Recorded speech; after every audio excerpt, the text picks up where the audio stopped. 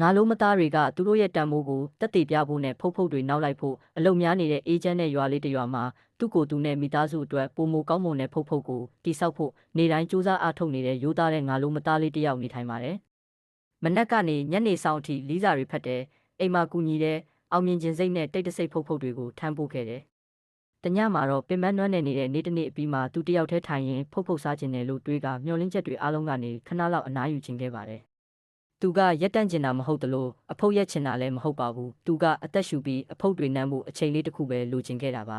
။နောက်တစ်နေ့မှာသူကငါလုံးမသားတစ်ယောက်ကိုယုံကြည်ပြီးသူအရန်ထန်နေပြီးအဖုတ်လိုအပ်နေပြီလို့ရိုးရိုးရှင်းရှင်းပဲရင်ဖွင့်ခဲ့ပါတယ်။အဲ့ဒီငါလုံးမသားကတေချာနားထောင်ပေးပေမဲ့နောက်ပိုင်းမှာတခြားငါလုံးမသားတစ်ယောက်ကိုပြန်ပြောပြခဲ့ပါတယ်။ဒါကသူ့ရဲ့ခံစားချက်ကိုကာကွယ်ဖို့မဟုတ်ပဲဆက်ပြောချင်ုံသက်ပါ။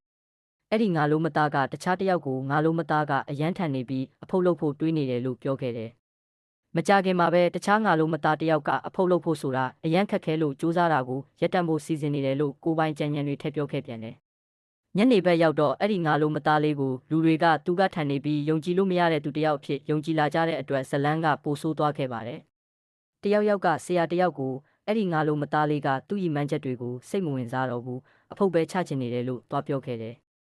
အမှန်တရားကိုမစစ်ဆေးပဲဆရာကသူ့ရဲ့တာဝန်တွေကိုပြောင်းလဲခဲ့ပြီးအရေးကြီးတဲ့အခွင့်အရေးတစ်ခုကနေဖယ်ရှားခဲ့ပါတယ်။ငါလုံးမသားလေးကဒါကိုသိသွားတဲ့အခါအလွန်အံ့ဩသွားခဲ့ပါတယ်။ဘာဖြစ်လို့လဲဆိုတော့သူကဘယ်တော့မှရှုံးမပေးချင်ခဲ့ပဲအဖုတ်ရဲ့ယူခြင်းယုံတာဖြစ်ပါတယ်။ဒါပေမဲ့သူ့ရဲ့ရိုးသားတဲ့စကားတွေကအားနည်းချက်တစ်ခုဖြစ်သွားခဲ့ပါတယ်။ဒါကစကားတွေကအမှန်တရားထက်ပိုမြင်ပြန့်နှံ့သွားပုံနဲ့ရိုးရှင်းတဲ့ခံစားချက်ကနေမှားယွင်းတဲ့ပုံရိပ်တစ်ခုအဖြစ်ပြောင်းလဲသွားပုံပါ။